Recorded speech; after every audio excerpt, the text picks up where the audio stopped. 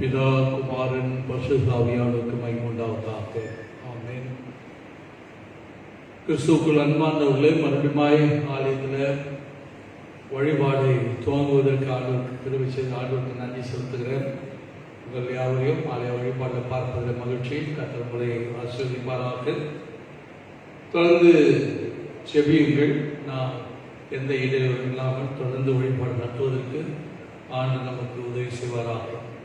இந்த நாளில் கூட நம்முடைய ஆலயத்தினுடைய இணையாயராக அவர்கள் திரு டி பர்னபாஸ் ஆயர் அவர்கள் நம்மோடு இணைந்து இந்த வழிபாட்டில் நமக்கு உதவி செய்யவும், நம்முடைய இணைந்து ஊழியம் செய்யவும் பேராயர் மூலமாக அனுமதிக்கப்பட்டிருக்கிறார்கள். பெத்தேல் குடும்பத்தின் சார்பில் வாழ்த்தி வரவேற்கிறேன்.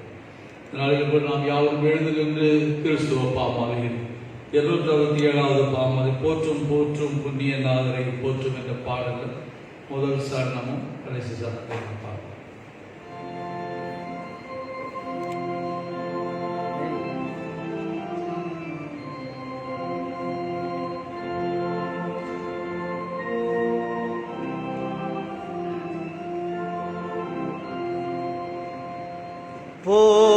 போற்றும் போற்றும் புண்ணியநாதரை போற்றும் வானோர் கூடி பாடவும் இன்பமாய் பாரிலேயும் நாம சங்கீர்த்தனம் செய்ய மாந்தயாரும் வாரும் ஆனந்தமாய் நேசமேபன் கரத்திலேந்து வாது இயேசுநாதன் நம்மையும் தாங்குவான். போற்றும் போற்றும் தெய்வகுமாரனை போற்றும் பாதுகாத்து நித்தமும் போஷிப்பான். போற்றும் போற்றும் புண்ணியநாதரை போற்றும் வேண்டும் மாண்டும் இசைந்து பாடவும்.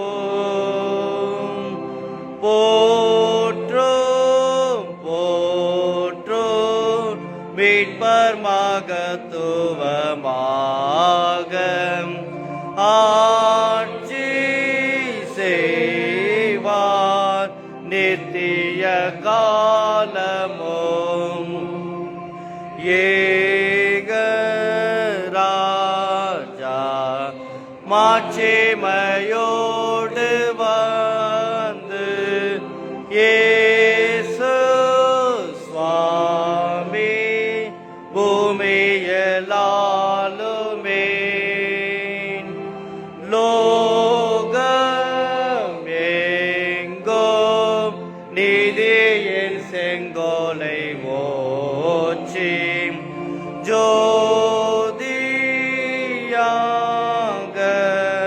பாலனம் பாண்டுமே.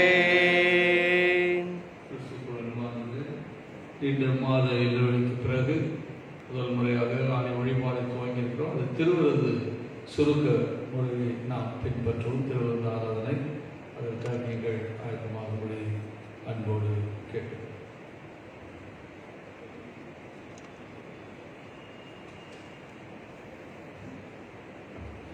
நின்ற வண்ணமாகவே நாம் ஜெபிப்போம். எல்லா இருதயங்களையும் எல்லா விருப்பங்களையும் எல்லா ரகசியங்களையும் அறிந்திருக்கிற சர்வமுள்ள கடவுளே, நாங்கள் தேவனிடத்தில் பரிபூர்ணமாய் அன்பு கூறவும் முது பரிசுத்த நாமத்தை உத்தமமாய் மகிமைப்படுத்தவும் முது பரிசுத்த ஆவியின் ஏவுதலால் எங்கள் இதயத்தின் சிந்தனைகள் சுத்தமடையர்கள எங்கள் கர்த்தராகிய கிறிஸ்து மூலம் வேண்டிக் கொள்கிறோம். ஆமென். நின்ற வண்ணமாக நாம் அனைவரும் சேர்ந்து சொல்லுவோம். உன்னதத்தில் இருக்கிற தேவனுக்கு மகிமையும் பூமியிலே சமாதானமும் மனிதன் மேல் பிரியமும் உண்டாவதாக. கர்த்தராகிய பராபரனே, பரமராஜாவே, சர்வத்துக்கும் நல்ல பிதாவாகிய தேவனே, உம்மை துதிக்கிறோம், உம்மை புகழுகிறோம், உம்மை வணங்குகிறோம், உம்மை மகிமைப்படுத்துகிறோம். உமது சிறந்த மகிமை நிமித்தமுக்கு தோத்திரம் செலுத்துகிறோம். கர்த்தராய் இருக்கிற ஒரே பேரான குமாரனாகிய இயேசு கிறிஸ்துவே, கர்த்தராகிய பராபரனே, பிதாவின் சுதனே, உலகத்தின் பாவத்தை சுமந்து தீர்க்கிற தேவாட்டுக்குட்டியே, எங்களுக்கு இறங்கும். உலகத்தின் பாவத்தை சுமந்து தீர்க்கிறவரே, எங்கள் ஜெபத்தை ஏற்றுக்கொள்ளும். தேவனாகிய பிதாவின் வலது பார்சத்தில் இருக்கிறவரே, எங்களுக்கு இறங்கும். நீரே பரிசுத்தர், நீரே கர்த்தர், இயேசு கிறிஸ்துவே, தேவரீர் ஒருவரே, பரிசுத்த ஆவியோடே, தேவனாகிய பிதாவின் மகிமையிலே உன்னதமானவராய் இருக்கிறீர். ஆமென். பிரியமான சகோதர சகோதரி, நாம் இப்பொழுது கடவுளுடைய மகாபரிசுத்த வசனத்தை கேட்கிறோம்.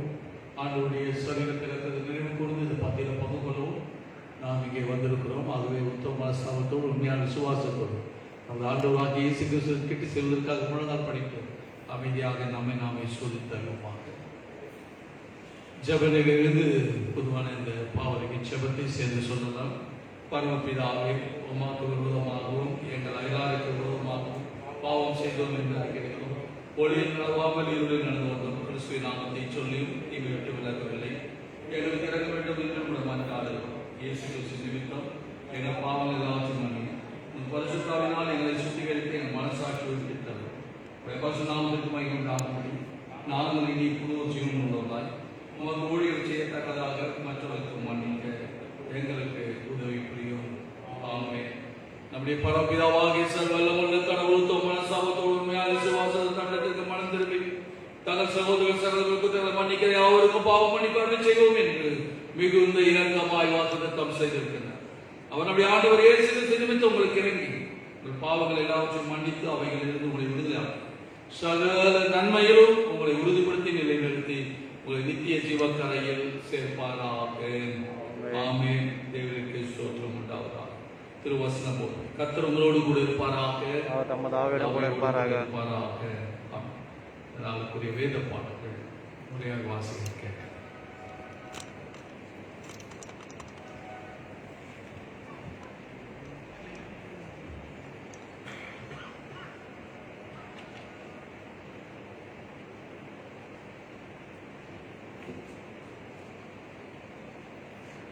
வாசிக்க வேண்டிய முதலாம் வேதபாகம் யாத்ராகமம் புஸ்தகம் 3ஆம் அதிகாரம் வசனங்கள் 1 முதல் 12 வரை. யாத்ராகமம் புஸ்தகம் 3ஆம் அதிகாரம் வசனம் 1 முதல். மோசே மீதியான் தேசத்து ஆசாரியனாயிருந்த தன் மாமனாகிய எத்திரோவின் ஆடுகளை மேய்த்து வந்தான்.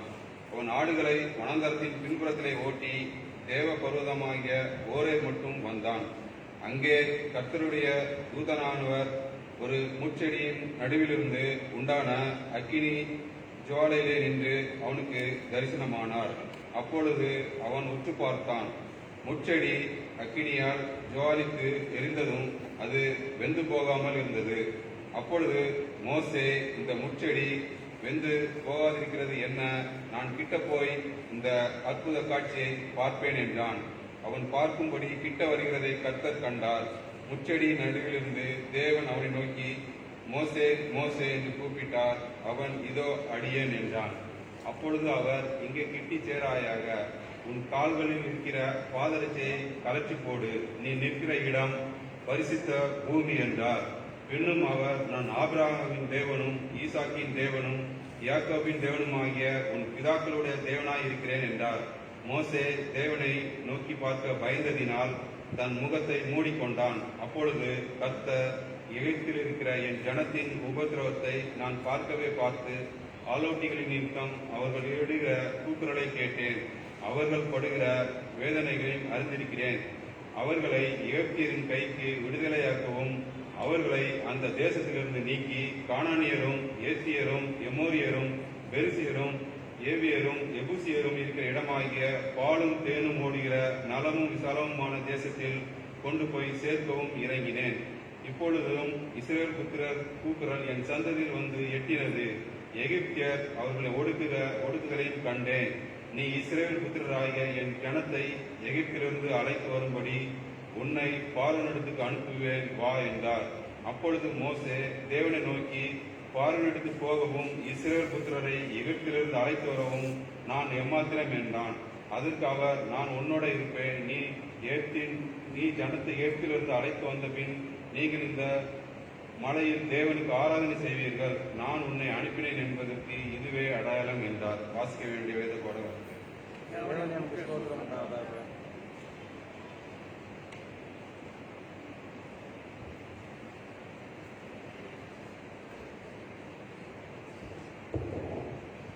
இரண்டாம் வயது பாடமாக பரிசுத்த யோவான் எழுதின 12ஆம் அதிகாரம் வசனங்கள் 20 முதல் 26 வரை. யோவான் 12 வசனங்கள் 20 முதல் 26 வரை. பண்டிகையில் ஆராதனை செய்து வந்தவர்களில் சிலர் கிரேக்கர் இருந்தார்கள். அவர்கள் கலிலேயா நாட்டு பெத்சைதா ஊரானாகிய பிலிப்புவின் இடத்தில் வந்து, ஐயா, இயேசுவை காண விரும்புகிறோம் என்று அவனை கேட்டுக்கொண்டார்கள். பிலிப்பு வந்து அதை அந்திரேயாவுக்கு அறிவித்தான். பின்பு அந்திரேயாவும் பிலிப்பும் அதை இயேசுவுக்கு அறிவித்தார்கள். அப்போது இயேசு அவர்களை நோக்கி, மனுஷகுமாரன் மகிமைப்படும்படியான வேலை வந்தது. மெய்யாகவே மெய்யாகவே நான் உங்களுக்கு சொல்லுகிறேன், கோதுமை மணியானது நிலத்தில் விழுந்து சாகாவிட்டால் தனித்திருக்கும், செத்தாலையாகில் மிகுந்த பலனை கொடுக்கும். தன் ஜீவனை சிநேகிக்கிறவன் அதை இழந்து போவான். இந்த உலகத்தில் தன் ஜீவனை வெறுக்கிறவனோ அதை நித்திய ஜீவ காலமாய் காத்துக் கொள்ளுவான். ஒருவன் எனக்கு ஊழியம் செய்கிறானால் என்னை பின்பற்ற கடவன். நான் எங்கே இருக்கிறேனோ அங்கே என் ஊழியக்காரனும் இருப்பான். ஒருவன் எனக்கு ஊழியம் செய்தால் அவனை பிதாவானவர் கனம் பண்ணுவார். வாசிக்க வேண்டிய ஏற்பாடு வாசித்தாற்று. சபையார் உட்கார்படி கேட்டுக்கொள்ளுங்க. இந்த நாளுக்குரிய இறைச்சியை நம்மளோட இருக்கிற இணையாயர் அவர்களுடைய வாசம்.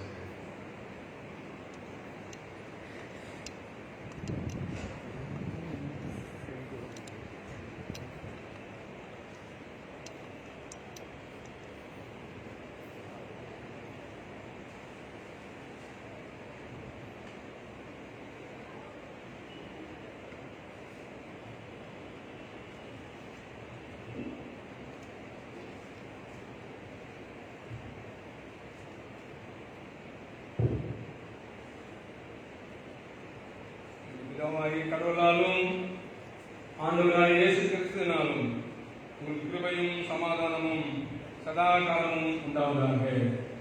ஆமீன். இந்த நான்குரிய சட்ட வாக்கியம் தியான வாக்கியம் 10 வசனம். கர்த்தருக்கு பயப்படுவதே ஞானத்தின் ஆரம்பம். அவருடைய கற்பனைகளை இப்படி செய்கிற யாவருக்கும் நற்புத்தி உண்டு. அவர் புகழ்ச்சி எல்லென்றைக்கும் இருக்கும். கர்த்தருக்கு பயப்படுதலே ஞானத்தின் ஆரம்பம். அவருடைய கற்பனையின்படி செய்கிற யாவருக்கும் நற்புத்தி உண்டு. அவர் புகழ்ச்சி என்றென்றைக்கும் இருக்கும். செய்வோம்.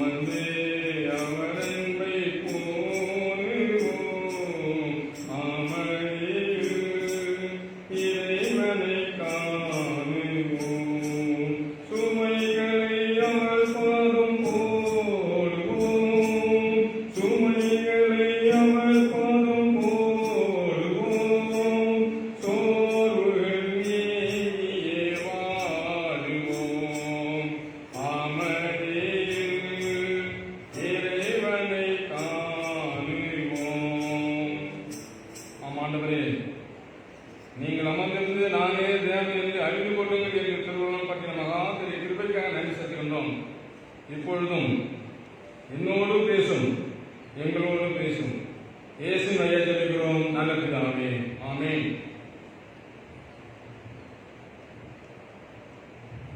தென்னிந்த திருச்சபையின் வழிபாட்டின் முறை பிரகாரமாக இது தினம் சிந்திக்கவும் தியானிக்கவும் நாம் கொடுக்கப்பட்டிருக்கின்ற அருள் சார்ந்த தலைப்பு என்னவென்றால் இறையியல் கல்வி.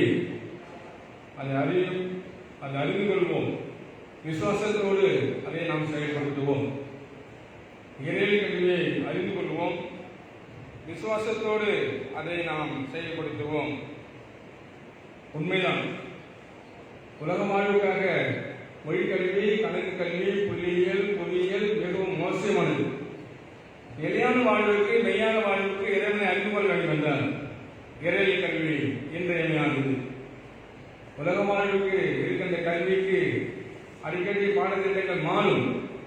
இறையியல் கல்விக்கு இருக்கின்ற பாடத்திட்டங்கள் ஒருபோதும் மாறாது. அதுபோலவே கடவுளை பற்றியும் விசைகளை பற்றியும் கூர்ந்து படிக்கவே கிறிஸ்துவனாக நமக்கு இறையியல் பாடம் அதிகமாக கொடுக்கப்பட்டு கொண்டு வருகிறது. இது முடிவு பெறாது, வளர்ந்து கொண்டே இருக்கும். படிக்க படிக்க இறையை பற்றிய புதிய கருத்துக்களை நாம் அதிகமாக அறிந்து கொள்ள ஆசைப்படுகின்றோம். உண்மைதான், படிப்பு அல்லது அறிவு என்பது மிக வித்தியாசமானது. அறிவு என்பது ஆற்றலாக, நாலேஜ் இஸ் நாட் பவர். அதே போல உலக பிரகாரமான ஞானமும் நமக்கு எதையும் கை கொடுக்காது. ஆனால் திருமலையில் கடவுளை பற்றி அறிந்து கொள்கின்ற அறிவு, ஞானம் என்றுமே ஒன்றாக செல்லும். உலக பிரகாரமான கல்வியில் அறிவு, ஞானம் வித்தியாசப்படும். திருமலையில் இருக்கின்ற இறையிலை படிக்கின்ற வேளையில் அறிவும் ஞானமும் ஒன்றிற்கு ஒன்றாக செல்லும். அறிஞர்கள் சொல்லும் போது இறையிலை பற்றி ஒரு வாக்கு சொல்கின்றார்கள். கடவுளை பற்றி படிப்பதே அறிவியல், இறையியல் சொல்கிறோம். கடவுளை பற்றி படிப்பதுதான் இறையியல் என்று மிக தெளிவாக சொல்லப்பட்டிருக்கிறது. ஆகவே இந்த காலகட்டங்களில் கண்டிப்பாக நமக்கு இறையியல் அறிவு தேவை. கண்டிப்பாக அதுக்கு திருமலை ஆதாரமாக இருக்கும் என்று நான் அதிகமாக நம்புகிறேன். மே மாதத்தில் காணப்படுகிற கடைசி 2ஆம் வாரம் தொடங்கி நவம்பர் 27 வரையிலும் நமக்கு பெந்தெகோஸ்தே திருநாள் என்று போடப்பட்டிருக்கிறது. இந்த 29 ஞாயிற்றுக்கிழமை பெந்தெகோஸ்தே திருநாள். அதற்கு பின் வருகின்ற வருகை காலங்கள் 6 ஞாயிற்றுக்கிழமை. அதுக்கு பின் வருகின்ற கிறிஸ்து பிரசன்ன திருநாள் 6 ஞாயிற்றுக்கிழமை. பிறகு 7 நாட்கள் வருகின்ற காலங்கள் 15. ஆகவே இந்த 52 காலங்களில் 52 ஞாயிற்றுக்கிழமையும் நாம் சரியாக அறிந்து கொள்ள வேண்டும் என்றால் இறையியல் ஞானம் ஒன்று இருக்க வேண்டும். இறையியல் ஞானம் இல்லாமல் பெந்தெகோஸ்தே திருநாளை அனுசரிக்க முடியாது. இறையியல் அறிவு இல்லாமல் ஊழியர் நாளை அனுசரிக்க முடியாது. இறையியல் ஞானம் அறிவு இல்லாமல் ஆண்டவருக்கு சாட்சியாக வாழவே முடியாது. ஆகவேதான் தென்னிந்திய திருச்சபை மக்கள் அனைவரும், அறிஞர்கள் அனைவரும் நமக்கு இந்த நாளை மிகவும் சிறப்பாக கொடுத்து அதை பின்பற்றுங்கள் என்று மிக தெளிவாக சொல்லியிருக்கின்றனர். ஆகவே இறையியல் கல்வி கண்டிப்பாக நமக்கு அவசியம். ஏதோ அங்குதான் போய் படிக்க வேண்டும் என்றால் புத்தகத்தை வாங்கி திருமறையை திரும்ப திரும்ப படிக்க நமக்கு கண்டிப்பாக இறையியல் கல்வி மிகவும் அவசியமானதாகவே மாறிவிடும். இதை படிப்பதால் என்ன பயன்? இறையியல் கல்வியை படிப்பதால் அல்லது இறையியல் அறிவை, இறைவனின் ஞானத்தை வளர்த்துக் கொள்வதால் இறைவனுடைய பாரத்தை, திட்டத்தை நாம் சரியாக புரிந்து கொள்ள அழைக்கப்படுகின்றோம். இறையியல் கல்வியை படிப்பதால், இறையியல் கல்வியுடைய அறிவை நாம் பெற்றுக் கொள்வதால் கடவுளுடைய திட்டத்தை, பாரத்தை சரியாக நாம் அறிந்து கொண்டு அதற்கேற்றபடி நாம் வாழ ஆசைப்படுகின்றோம். முதலாவதாக வாசிக்க யாத்ரா புஸ்தகம் 3ஆம் அதிகாரத்தில் அந்த திருக்காட்சியை நமக்கு மிக தெளிவாக சொல்லப்பட்டிருக்கிறது. எரிகின்ற அக்னி ஜுவாலையில் செழுமையாக காணப்படுகின்ற அற்புதமான காட்சி. எரிகின்ற அக்னி ஜுவாலையில் நடுவாக செடியானது, அந்த முள் செடியானது மிகவும் செழிப்பாக இருக்கிறது. உண்மை என்னவென்றால் கடவுளுடைய தம்முடைய கடவுளானவர் தம்முடைய திட்டத்தையும் பாரத்தையும் மக்களுக்கு சொல்ல ஆரம்பிக்கின்றார். கடவுளானவர் தன்னுடைய திட்டத்தையும் நோக்கத்தையும் மக்களுக்கு சொல்ல ஆரம்பிக்கின்றார். அங்கு வருகின்ற நபர் மோசே என்ற மனுஷன். அந்த மோசே என்ற முனிவரிடமும் அவர் சொல்கின்றார். சொல்லும் போது அவன் சொல்கின்ற மாறுத்திரம் என்னவென்றால் நான் எம்மாத்திரம் என்று சொல்கின்ற மாறுத்திரம் நான் எம்மாத்திரம். அவன் சொல்லி அந்த அழைப்பை, அசியமான அழைப்பை உதாசீனப்படுத்துகின்றார். அற்புதமான அழைப்பை தட்டி கழிக்கின்றார். இது நமக்கு தேவையில்லை என்று சொல்கின்றார். ஆனால் இறைவன் சொல்கின்ற பதில், நான் உன்னுடைய கூட இருக்கின்றேன், நீ பயப்பட வேண்டும். இதுக்கு முன்பாக நீ வாழ்ந்த வாழ்வு நன்றாக தெரியும். உன் விருப்பமான செயலை செய்து கொண்டு வந்தால், கொலைப்பாளராக சுற்றி இருந்தால், நீதிமன்றத்தை கண்டு ஓடி ஒளிந்து கொண்டால், தூக்கு மேடையே போக முடியாமல் சூழலில் இருக்கின்றார். இதெல்லாம் அவருடைய பழையகால வாழ்வை இறைவன் சுட்டி காட்டுகின்றார். மீண்டும் மீண்டுமாக சொல்லும்போது அவன் சொல்கின்ற வார்த்தை, ஆண்டவரே நான் எம்மாத்திரம் என்று சொல்கின்றார். ஒருவேளை தாழ்மையாக சொல்வதாக இருந்தாலும் இறைசித்தம் அவனில் நிறைவேறப் போகிறது என்பதை கடவுளாக உணர்ந்து மீண்டுமாக அவரை அழைத்து பேசுகின்றார். ஆகவே இப்போது நீ வனாந்தரத்தில் வாழ்ந்து கொண்டிருக்கின்றார். வனாந்தரத்தில் யார் இருப்பது? என் ஜனம் இருக்கின்றார்கள். அடிமைகளால் காணப்படுகின்ற எகிப்தியர்கள் வனாந்தரத்தில் இருந்து கொண்டிருக்கின்றார்கள். முச்சேபடி எப்படி இருந்து கொண்டு அழியாமல் இருக்கின்றதோ அதுபோலவே எகிப்திய கைகளில் அதிகமான ஒடுக்குதலை பெற்றுக் கொண்டு அழியாமல் அவர் வாழ்ந்து கொண்டிருக்கின்றார்கள். ஆகவே உண்மை நான் நினைக்கிறேன் என்று சொல்கின்றார். ஆம் பிரியமானவர்களே, அப்போது கூட அவர் தன்னுடைய நிலைமையை சரியாக அவர் உணரவில்லை. அவன் சொல்கின்ற வார்த்தை மிகவும் வித்தியாசமானதாக இருக்கணும். நீ இனிமேல் உன்னுடைய விருப்பம் போல இயங்க முடியாது. நீ இனிமேல் உன்னுடைய விருப்பம் போல இயங்க முடியாது. மனித உணர்ச்சிகளால் நீ தள்ளப்பட்டிருக்கின்றார். ஒரு பெண்மணிக்காக ஆடுகள் மேலும் மனித உணர்ச்சிகளுக்காக நீ தள்ளாடப்படுகின்றார். அது மாத்திரமல்லாமல் உன்னை சுற்றிலும் ஒரு மாதிரியான பலவந்தமான சூழ்நிலைக்கு நீ ஆளாக்கப்பட்டிருக்கின்றார். ஆகவே என்னுடைய பாரதிய திட்டத்தை நிறைவேற்ற இறையல்கள் இல்லாதவங்களுக்கு நான் படிப்பு சொல்லித் தருகிறேன் என்று சொல்லி இறைவனாக சொல்லும் போது கூட அவன் சொல்கின்ற வார்த்தை, ஆண்டவரே நான் இம்மாத்திரம். இறைவனாக மீண்டுமா சொல்லும் போது, நான் உன்னுடனே கூட இருக்கிறேன். பேச தெரியாத மனுஷனாக உமக்கு ஆர்வனை தயார் பண்ணி வைத்துக் கொண்டிருக்கின்றேன். அதிசயங்களை செய்து அதன் மூலமாக மக்களை என்னால் மீட்க முடியும் என்று தெளிவாக சொல்கின்றார். ஆகவே எகிப்தியருடைய கைகளில் மிகவும் ஒடுக்குதலை அனுபவிக்கின்ற மக்கள், என்னுடைய ஜனங்கள், அவர்களுடைய சொந்தக்காரர்களாக நீ மாறிவிட்டார். அவருடைய இனத்தாராக நீ இப்போது மாறி இருக்கின்றார். ஆகவே அவர்கள் மீட்க வேண்டிய பொறுப்பு, வனாந்தரமான வழியை முறியடிக்க வேண்டிய பொறுப்பு, எதிர்காலத்தில் வரப்போகிற பசுமையான வாழ்வை காணுகின்ற நல்ல ஒரு வாய்ப்பை கல்வியாக உண்மை பலர் பயன்படுத்துவேன், நான் அதை அழைக்கிறேன் சொல்கிறார். ஆகவே இறை கல்வி கடவுளுடைய நோக்கத்தையும் மாறுதலையும் நமக்கு தெரிந்து கொள்ள வழிகாட்டுகின்றது. இறை கல்வி ஏதோ ஒன்று படிக்கிறது என்று சொல்ல வேண்டாம். இறை கல்வி கடவுளுடைய நோக்கத்தையும் மாறுதலையும் பகிர்ந்து கொள்ள நமக்கு வாய்ப்பாக அமைகிறது. இரண்டாவதாக சொல்லப்படுகிற கல்வி என்னவென்றால், வாசிக்க நாம் நம்முடைய பாடத்திட்டத்தில் இருக்கின்றது. 2 தீமோத்தேயு புத்தகம் 1ஆம் அதிகாரம் 13 வசனங்கள். அதில் ஆண்டவருடைய தாசனாகிய பவுல் சொல்கின்ற ஒரு வார்த்தை தீமோத்தேயுக்கு அவர் சொல்கிறார், புத்திமதிக்கு சொல்கிறார். அனைவருமே ஆண்டவரை ஏற்றுக்கொண்டவர்கள். ஆனால் பவுல் இறைவனை இயேசுவை பாதியில் ஏற்றுக்கொண்டவர், வயதில் பாதியில் ஏற்றுக்கொண்டவர். அவர் 13 நிறுவனங்கள் எழுதி அந்த ஒவ்வொரு நிறுவனத்தையும் தன்னுடைய ஊழியக்காரர்களுக்கும் சக ஊழியக்காரர்களுக்கும் பிள்ளை தம்பி என்று சொல்லி அனைவருமே அவர் புத்திமதி சொல்லி அழைக்கின்றார். தீமோத்தேயுவும் அந்த இறையல் கருத்துக்களை மிகவும் வாங்கிக் கொண்டு சந்தோஷமாக நடக்கின்றார். அவர் சொல்கின்ற புத்திமதி என்னவென்றால், இறையல் கல்வி என்னவென்றால், நீ உண்மையாயிருந்து ஊழியம் செய். 2 தீமோத்தேயு 2ஆம் அதிகாரம் 13 வசனம். நீ உண்மையாயிருந்து ஊழியம் செய். இயேசுவின் கிருபையை விசுவாசித்து அதன் பிரகாரமாக நடந்து கொள்.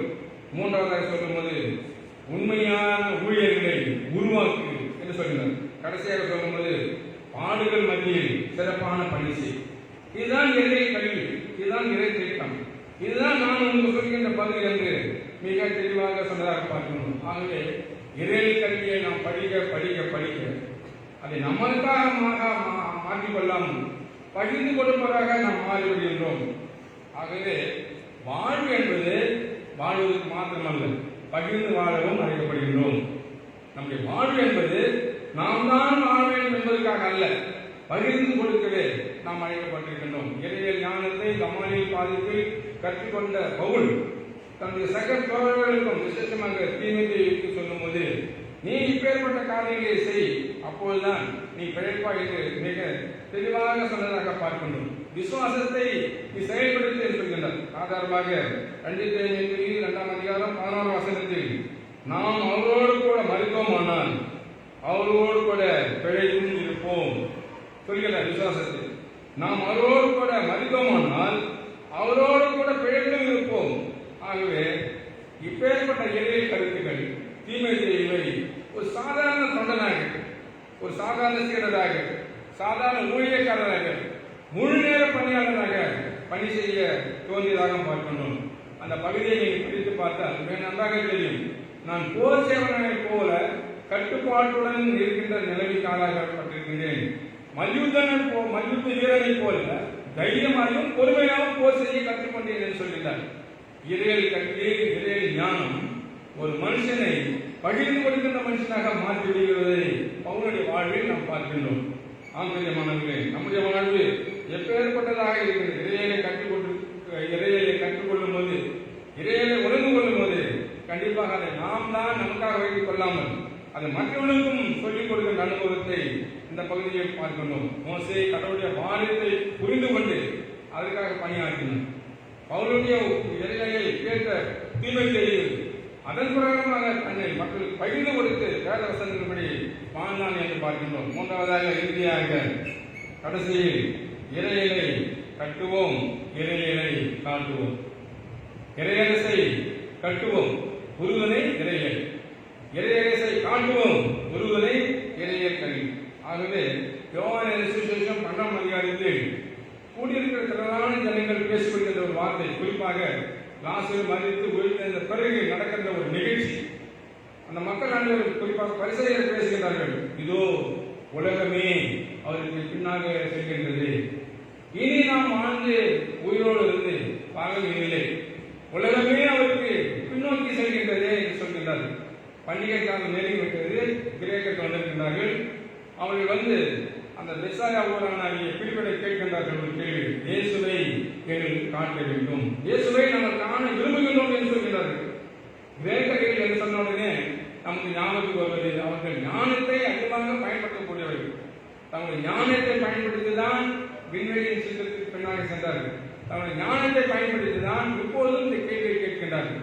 கிரேக்கர்கள் எப்போதுமே ஞானத்தை மையமாக வாழ்ந்தவர்கள். ஆகவே நடக்கின்ற காட்சி நிகழ்ச்சி எல்லாத்தையும் பார்த்தால் அறிவியல் விஞ்ஞானத்துக்கு அப்பாற்பட்டதாக இருக்கின்றது. 4 நாளாயிற்று நாடுமே நாட்டம் எடுத்த உடலுக்கு நறுமணம் வீசுகின்ற இயேசு நாடு என்பதை அவர்கள் அறிந்தபடியால் அந்த இயேசுவை நாங்கள் காண வேண்டும் என்று சொல்கிறார். இயேசுவை காண வேண்டும் என்று சொன்ன உடனே பிலிப் உடனடியாக அந்திரேயாவை சென்று சொல்கின்றார், இயேசுவை பார்க்க வந்திருக்கின்றார்கள், அதற்கு நீங்கள் தான் வழி செய்ய வேண்டும், உங்கள் ஊரில் தான் அவர் இருக்கின்றார், ஆகவே அவரிடம் அழைத்து சென்று காட்டுங்கள் என்று சொல்கின்றார். ஆம் பிரியமானவர்கள், உடனடியாக இயேசுடன் சொல்கின்றார்கள். அவர் சொல்கின்ற வார்த்தை, கோதுமை மணியானது பலன் கொடுக்க வேண்டும் என்றால் அது மறிக்க வேண்டும் என்று மிக தெளிவாக சொன்னதாக பார்க்கணும். ஒவ்வொரு சமயத்திலும் இந்த கிரேக்கர்கள் அடிக்கடி ஞானத்தை பயன்படுத்தி கேள்வி கேட்கும் போதெல்லாம் இயேசுடைய அடியார்கள் இயேசுடைய போதனை வைத்து மையமாக சொன்னார்கள். அதே சமயத்தில் யூதர்கள் அடையாளத்தை விரும்புவார்கள். கிரேக்கர்கள் ஞானத்தை விரும்புகின்ற பட்சமாக இருக்கின்றார்கள், யூதர்கள் அடையாளத்தை விரும்புகின்றவர்களாக இருக்கின்றார்கள். ஆனால் இயேசுவின் அடியார்களோ இயேசுடைய போதனையை நம்பி வாழ்கின்றவர்களாக இருக்கின்றனர். ஆகவே மிக தெளிவாக இயேசுவை சென்று அந்த அந்திரேயா அவர்களை அனைவரையும் அவரிடம் அறிமுகப்படுத்துகின்றார். யார் அந்த அந்திரேயா? ஊழியத்தில் செய்யும் போது அது ஊழிய வானிலையில் இருக்கும் போது அனைவருமே தெரிந்து வந்து அந்திரேயா போல யாரும் பணி செய்ய முடியாது, அந்திரேயா போல பணியாற்றுவது ஒரு காலம் முடியாது என்று மிக தெளிவாக சொல்லப்பட்டிருக்கிறது. ஏனென்றால் 5000 பேரை போஷித்த நிகழ்ச்சியில் அந்திரேயா தான் போய் சொல்கின்றான், இங்கு ஒரு பையன் இருக்கின்றான், அவன் கையில் 5 அப்பம் 2 மீன் இருக்கு என்று சொன்னவர் இவர்தான். ஆகவே 5000 பேரை போஷிக்கின்றதற்கு ஒரு நல்ல கல்வியாக பயன்பட்டவர் இந்த அந்திரேயா. அது மாத்திரமல்லாமல் கிரேக்கர்களிடம் மிக தெளிவாக பேசி இயேசுவிடம் வாருங்கள் என்று மற்றவர்களையும் இயேசுவிடம் அழைத்து வந்த ஒரு நபர். ஆகவே இறையல் ஞானம் யாருக்கு ஒரு அதிகமாக இருக்கின்றதோ அவர்கள் இறையரசை காட்டுவார்கள், இறையரசை கட்டுவார்கள். யாருக்கு இறையல் ஞானம் அதிகமாக இருக்கின்றதோ அவர்கள் தான் இறையரசை காட்ட முடியும், அவர்கள் தான் இறையரசை கட்ட முடியும் என்பதை அன்றைய வாழ்வில் நாம் பார்த்துக் கொண்டிருக்கின்றோம். இயேசுமானவர் மரித்து வானவர்களுக்கு சென்ற பிறகு அங்கிருக்கின்ற 6 அப்போஸ்தலர்கள் அனைவரும் ஒன்று கூட்டி அப்போஸ்தலர் நடவடிக்கைகள் 1ஆம் அதிகாரம் 13ஆம் வசனத்தில் ஜெபிக்க சொன்னார். நீங்கள் ஏன் கழுவி கொண்டு தேய்த்து கொண்டு கவனத்தோடு வாழ வேண்டும். ஜெபியுங்கள். ஏறிப்பான் ஆண்டவர் கண்டிப்பாக வருவார் என்று மிக தெளிவாக சொன்னதாக பார்க்கின்றோம். ஆகவே தனித்திலிருந்து ஜெபம் செய்யக்கூடிய வல்லமையை சீடர்களே மிகவும் வித்தியாசமான நபராக அந்திரேயா காணப்பட்டார். அது மாத்திரம் கடைசியாக சொல்ல வேண்டும் என்றால், தன்னுடைய தேசத்திலும் சுய தேசத்திலும் பிற தேசத்திலும் இயேசுவே ரட்சகர் என்று சொன்ன தைரியசாலி இவர்தான். ஆகவேதான் அந்திரேயாவுக்கு கொடுக்கப்பட்டிருக்கிற நற்செய்தி பெயர் என்னவென்றால், உலகத்தில் தோன்றிய முதல் சுவிசேஷகன். ஏன் என்றால் இவரிடம் இறையில் ஞானம் அதிகமாக இருந்தது. ஏனென்றால் இவரிடம் இறையில் ஞானம் அதிகமாக இருந்தது.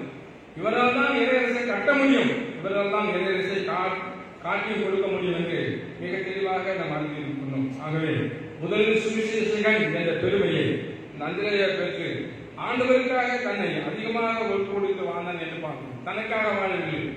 அவருடைய நோக்கம் அனைத்துமே மற்றவர்களுக்காக வாழ வேண்டும். அதை இயேசுநாதர் வாழ சொல்கின்றார். இயேசுநாதர் மற்றவர்களுக்காக வாழ்ந்தார். வாழ்ந்துட்டை மற்றவர்கள் வாழ்வதற்காகவே மறித்தவர் இயேசுநாதர் என்று மிக சொல்லி மீண்டும் மீண்டுமாக அந்த அனைத்து மக்களுக்கும் அவர் அழகாக வெளிப்படுத்தி காட்டிய மனுஷனாக இருக்கின்றார். நம்முடைய வாழ்வில் கூட இறையை ஞானம் பெற்றவர்கள், இறையை அறிவு பெற்றவர்கள், ஆண்டுடைய அருள் பெற்றவர்கள் யாராக இருந்தாலும் சரி, நாம் இறையரசை கட்ட வேண்டும், இறையரசை காப்பாற்ற வேண்டும். இந்த சிந்தனைக்கு தான் இறையர் கல்வி நம்மை இப்போதும் அழைத்துக் கொண்டிருக்கின்றது என்பதை நாம் மறந்துவிடக்கூடாது. ஆகவேதான் இந்த சுவிசேஷகன் தன்னுடைய பிரசங்கத்துக்கு அதிகமாக சொல்லும்போது, இந்த உலக வாழ்வு நிலையற்றது, மெய்யான வாழ்வு மேலொழிக்கிறது. இந்த உலக வாழ்வு அழிந்து போகக்கூடாது, மெய்யான வாழ்வு ஜீவனுள்ள வாழ்வு இயேசுவோடு வாழ்கின்ற வாழ்வுதான் இருக்கிறது மிக தெளிவாக சொன்னார். நம்முடைய வாழ்வில் நாம் எப்படி இயேசு வெளிப்படுத்தி காட்டுகின்றோம் நமக்கு நன்றாக தெரியும். நம் இந்தியாவில் பிறந்து வளர்ந்து இயேசு ஏற்றுக்கொண்ட சாது சுந்தர் சிங் ராஜஸ்தான், ஹரியானா மாநிலம் போன்ற பகுதிகளில் நடந்து செல்லும் போது மக்கள் அனைவரும் சொல்கின்ற வார்த்தை, இதோ நடமாடும் கிறிஸ்து, உடையிலும் உள்ளத்திலும் சொல்லிலும் செயலிலும். சாது சிங்கை பார்த்து சொல்கின்றார்கள், இதோ நடமாடும் கிறிஸ்து.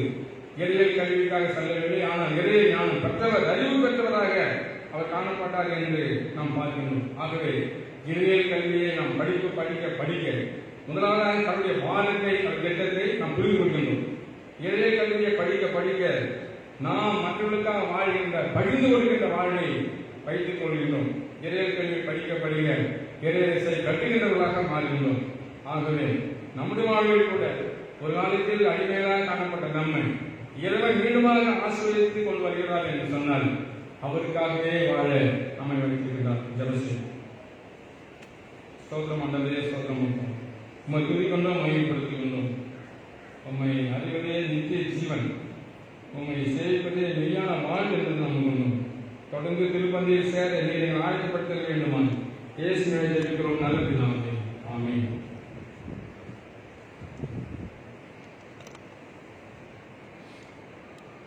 ஆண்டவருடைய அருளுரையை கேட்ட நாம் அனைவரும் எழுந்து நின்று விசேய விசுவாச பிரமாணத்தின் மூலமாக நம்முடைய விசுவாசத்தை புதுப்பித்துக் கொள்வோம்.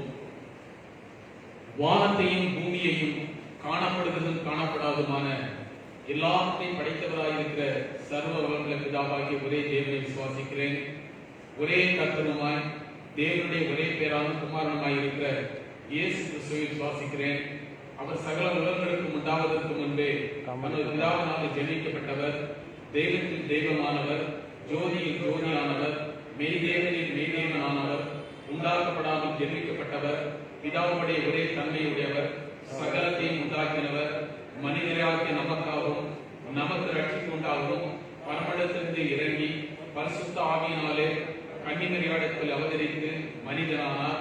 நமக்காக பொது பிலாத்தின் காலத்தில் சிலுவையில் அறைவிட்டு பாடுபட்டு அடக்கம் பண்ணப்பட்டார். வேத வாக்கியங்களின்படி 3ஆம் நாள் உயிர்த்தெழுந்தார். பரமண்டலத்துக்கு ஏறி பிதாவின் வலது பாசத்திலே வீற்றிருக்கிறார். உயர்ந்தோரையும் மரித்தோரையும் ஞானத்திற்கு மகிமையோடு திரும்ப வருவார். அவருடைய ராஜ்யத்திற்கு முடிவில்லை. கர்த்தருமாய் ஜீவனை கொடுக்கிறவருமாய் பிதாவிலும் குமாரனிலிருந்து புறப்படுகிறவருமாய் பிதாவோடும் குமாரனோடும் கூட தொழுது தோற்கடிக்கப்படுகிறவருமாய் தீர்க்கதரிசிகள் மூலமாய் இடத்திலுமாய் இருக்கிற பரிசுத்த ஆவியை விசுவாசிக்கிறேன். ஒரே பரிசுத்த பொதுவான அப்போஸ்தல திருச்சபை உண்டு என்று விசுவாசிக்கிறேன். பாவம் மன்னிப்புக்கு நேரப்பட்ட ஒரே ஞானஸ்தானத்தை அறிக்கையிடுகிறேன். மரித்தோர் உயிர்த்தெழுதலும் மரிக்குரிய ஜீவனம் உண்டாகும் என்று காத்திருக்கிறேன். ஆமென். திருச்சபைக்குரிய அறிவிப்புகள், திருச்சபையின் பொருளாதார நிகழ்ச்சி.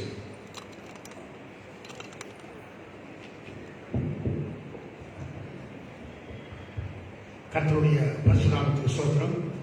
திருச்சபையார் அனைவருக்கும் என் அன்பின் தோற்றத்தை தெரிவித்துக் கொள்கிறேன். இந்த நாளிலும் கூட பெத்தேல் குடும்பத்தார் அனைவரையும் ஒன்று சேர்ந்து பார்ப்பதில் நாங்கள் மிகவும் மகிழ்ச்சி அடைகிறோம். கர்த்தர்களை ஆசீர்வதிப்பாராக. நமது பேராயர் அவருடைய வேண்டுகோளின்படி ஒவ்வொரு வாரமும் 2 ஆராதனை நடைபெறும். முதல் ஆராதனை காலை 8 மணிக்கும், 2வது ஆராதனை அதை தொடர்ந்து 10 மணிக்கும் நடைபெறும். திருச்சபையார்கள் அந்த ஆராதனைக்கு தெரிந்து கொண்டு ஒருபடி அன்புடன் கேட்டுக்கொள்கிறார்கள். இது மறு அறிவிப்பு ஒருவரை இந்த 2 ஆராதனை தொடர்ந்து வரும். அவ்விதமாகவே ஆராதனை முடிந்தவுடன் திருச்சபையார் அனைவரும் துரிதமாக ஆலய வளாகத்தை விட்டு வீட்டுக்கு செல்லும்படி அன்புடன் கேட்டுக்கொள்கிறோம். காரணம், கூட்டம் சேர்ந்து கூடுதல் கூடாது என்று அரசு உத்தரவு. அதை மனதில் கொண்டு விரைவில் இல்லங்களுக்கு செல்ல கேட்டுக்கொள்கிறோம். இன்னும் கூட கொரோனா அந்த தாக்கம் குறையவில்லை. அடுத்து 3வது அலை வரும் என்று எச்சரிக்கிறார்கள். ஆனால் நாம் நமது குடும்பத்தை பாதுகாத்துக் கொள்ள மிகவும் எச்சரிக்கையாக இருக்க வேண்டும் என்று கேட்டுக்கொள்ளப்படுகிறார்கள். திருச்சிபேர் அவர்கள் காணிக்கையை கொண்டு வந்து செலுத்தும் போது மாதாந்திர சந்தா காணிக்கையை மட்டும் இந்த ட்ரேவில் வைக்க வேண்டும்.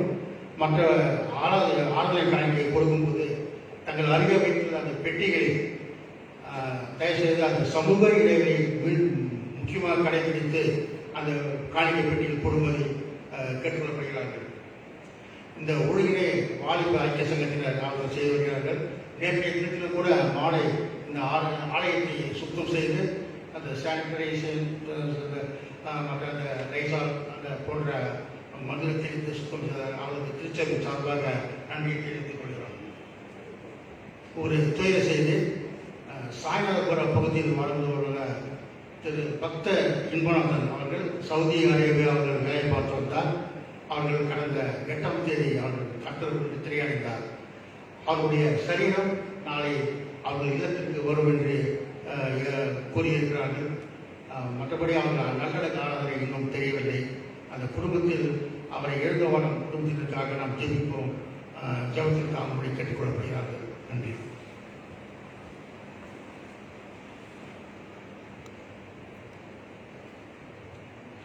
யாவரும் எழுந்து கிறிஸ்துவ கீர்த்தனை 255வது கீர்த்தனை கர்த்தரின் பந்தில் வா என்ற பாடலை பாடுவோம். அப்போது காணிக்கை பெட்டியில் ஒரு காணிக்கைகளை செலுத்தும்படி அன்போடு கேட்டுக்கொள்கிறேன்.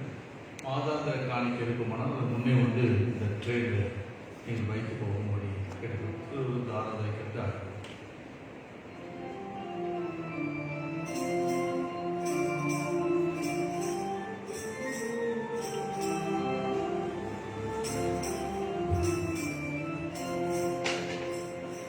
கர்த்தரின் பந்தியில் வா சகோதரா, கர்த்தரின் பந்தியில் வா, கர்த்தரின் பந்தியில் வா. கர்த்தர் அன்பாய் சொந்த ரத்தத்தை சிந்தின காரணத்தை மனப்பூரணமாயெண்ணி கர்த்தரின் பந்தியில் வா சகோதரா, கர்த்தரின் பந்தியில் வா, கர்த்தரின் பந்தியில் வா. ஜீவராப்பமல்லோ கிறிஸ்துவின் திரு சரீரமல்லோ, பாவமடங்கல்லோ உனக்காய் பகிரப்பட்டதல்லோ.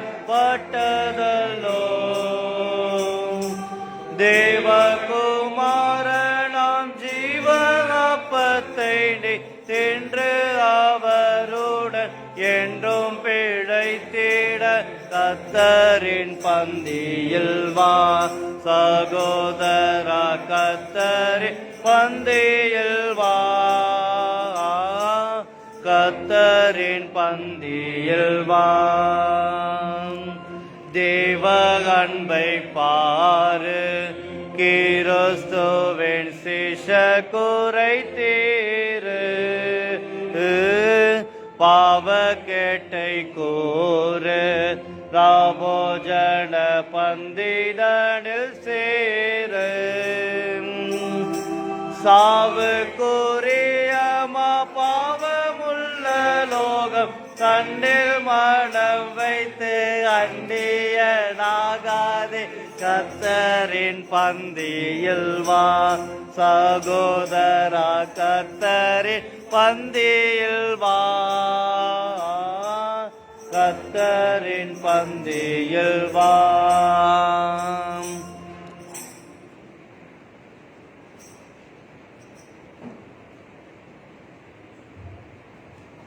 சுபம் செய்வோம். எங்களை நேசிக்கிறதான அன்பின் தகப்பனே, மாதாந்திர காணிக்கைகளாக பொருத்தனைகளோடு வேண்டுதலோடு செலுத்திருக்கின்ற காணிக்கைகள் கத்தர் அங்கீகரித்து உங்கள் பிள்ளைகளை ஆசீர்வதிப்பார். தொடர்ந்து ஆண்டவரே, இவர்கள் உம்மை அறிந்து கொள்ளவும் உண்மை நிலைத்திருக்கிற அனுபவம் பெற்றுக் கொள்ளவும் கத்தர் கிருபை செய்கிறார். தொடர்ந்து கத்தருடைய கிருபை உடைய பிள்ளைகளை காத்துக்கொள்ளட்டும். திருவிருந்து ஆராதனைக்காக அனைத்துமாகிற பிள்ளைகளுக்காக விசேஷமாக செய்திருக்கிறார். விசாரித்த ரத்தத்தின் நினைவு கூர்ந்து இந்த பந்தியில் கொண்டு ஆயுதமாகும் போது உடைய பிரசனம் எங்களை ஆக்கப்படும். நாங்கள் கொடுத்திருக்கின்ற காணிக்கைகள் மாதாந்திர காணிக்கைகளாக பொறுத்தனைகளோடு வேண்டுதலோடு சேர்த்திருக்கிற காணிக்கைகளை அங்கீகரித்து உள்ள பிள்ளைகள் விசுவாசத்தை நாங்கள் உறுதிப்படுத்தி இயேசுவின் எல்லாரும் சேர்ந்து சொல்லலாம். பிரதான ஆசாரியரே, நீர் உங்கள் சீஷரின் மத்தியில் பிரசனமாக இருந்தது போலவே எங்கள் மத்தியிலும் பிரசனமாகி கிளைவில் வெளிப்படுத்தியுள்ளோம். நீரே பிதாவோடும் பரிசுத்தாவியோடும் சதா காலமும் ஒரே கடவுளாக ஜீவித்த அரசாகிறதே. ஆமென். பிதாவின் பரிசுத்தத்தை சோதரிக்கப்பட்ட தேவனின் மனித உருக்கமாக கூறும் ஒரு நாள் குமாரனாக இயேசு சேர்ந்த நன்மை கழித்து கொள்ளும் சிறு மனிதை விட்டுக்கொள்ளும் அவரை தந்தருகிறேன். அவர் சிறுவையில் ஒரு தரம் தப்பினாவை ஏகப்படியாக ஒப்புக் கொடுத்து சர்வத்தின் பாவனை நிவர்த்தி செய்கிறது நிறைவும் பூர்ணமும் மாணவர்களை காணிக்கும் பரிகாரத்தை செலுத்தினதும் அல்லாமல் தனது அருமையான மரணத்தை நினைக்கொண்டும் ஞாபகத்தை நீங்கள் தாம் திரும்ப வருவோம். நாங்கள் அரசுவர்படி தமது பரிசுத்த சுவிசேஷத்தில் கட்டளையிட்டார்கள். அவர் தாம் காட்டி கொடுக்கப்பட்ட அந்த ராத்திர அப்பத்தை எடுத்து ஸ்தோத்திரம் பண்ணி அதை பிட்டு சீஷத்துல கொடுத்து, நீங்கள் எல்லோரும் இதை வாங்கி புசிங்க, இது உங்களுக்காக விற்கப்படுகிற என்னுடைய சரீரம், என்னை நினைவு கூறும்படி இப்படி செய்யுங்கள் என்றார். அப்படியே அவர் போதனை பண்ணின பின்பு பாத்திரத்தையும் எடுத்து ஸ்தோத்திரம் பண்ணி அது சீஷத்துல கொடுத்து, நீங்கள் எல்லோரும் இதை மாணவர்கள், இது பாவம் பண்ணி உண்டாகும்படி உங்களுக்காக மலையில் நாம் சித்தப்படுகிற பொது உடன்படிக்கைக்குரிய என்னுடைய ரத்தம், இதை பானம் பண்ணும் பொழுதெல்லாம் என்னை நினைவு கூறும்படி இப்படி செய்யுங்கள் என்று திருவள்ளுவர் பற்றினார். ஆமென். கர்த்தாவை மரணத்தை நினைவு கூறுகிறோம், முதுகுத்தல் அறிக்கையிடுகிறோம், நீ திரும்பி வர காத்திருக்கிறோம்.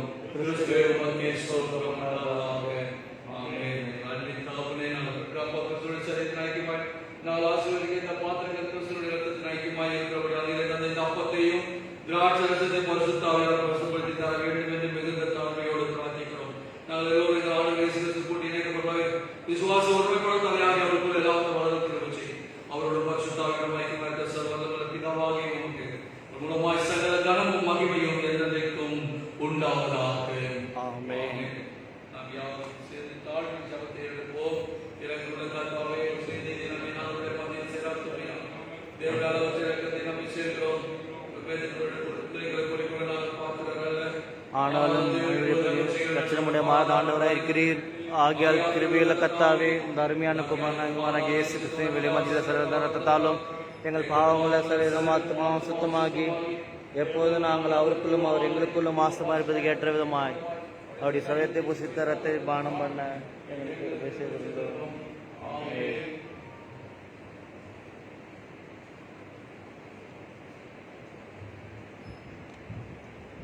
நாம் பிற்கிற அப்பம் கிறிஸ்துடைய சரீரத்தின் ஐக்கியமாக இருக்கிறது அல்லவா?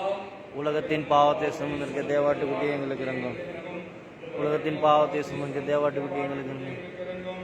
உலகத்தின் பாவத்தை சுமந்திருக்க தேவாட்டுக்குட்டியை தைத்தார்.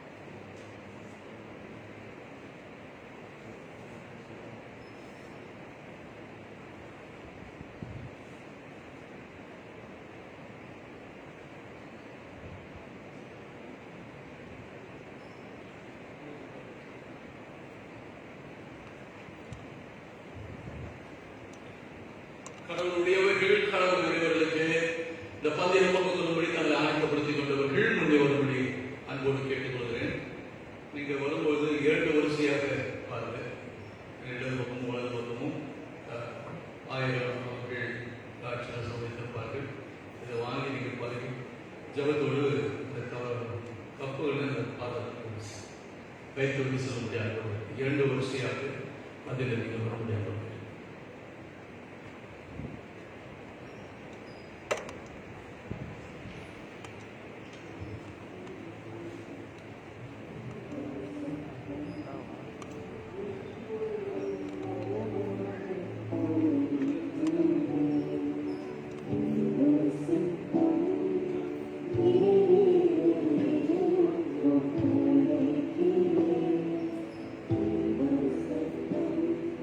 Thank you.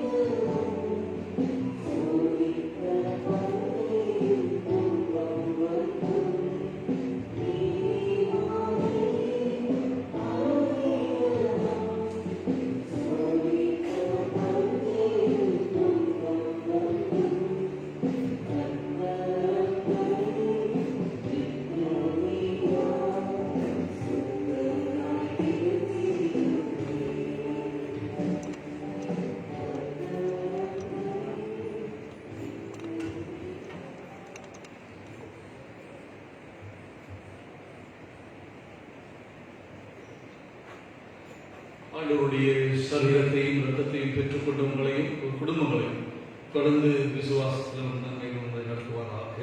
ஆமென். ஜெபம் செய்வோம்.